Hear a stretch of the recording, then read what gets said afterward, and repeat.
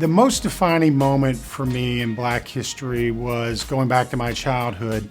I am from Louisville, Kentucky, and the most famous Louisvillian is also a person who was probably at one time the most famous living person in the world, in Muhammad Ali. And it was an interesting childhood for me because I didn't really know what I didn't know. I grew up in a really non-diverse neighborhood. There was one black girl in my school and one Puerto Rican boy, and all the rest of the kids were white, and they were either Catholic or Baptist, maybe a few Methodists thrown in there. But really no diversity at all. And Muhammad Ali was an interesting character for me personally because I didn't know if I should love him or not love him.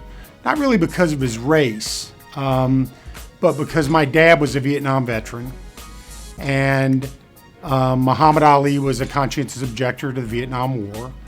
And so he was called a lot of not choice things, around, not necessarily around my house, but around my neighborhood.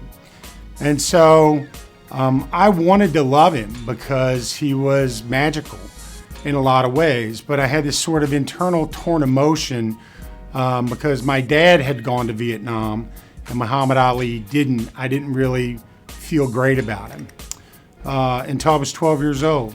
And I met him on the street in Louisville while he was still every bit the image that you see when you see him in the boxing ring.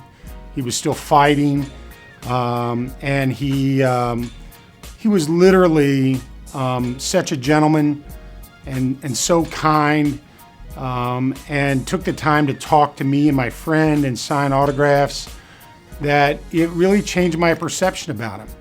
And then later in life, when I got to be a little smarter and understand a little bit more about how different people are and what their world experience was, it occurred to me that as brave as my dad was to go to Vietnam, Muhammad Ali, and his stand took a great deal of bravery too.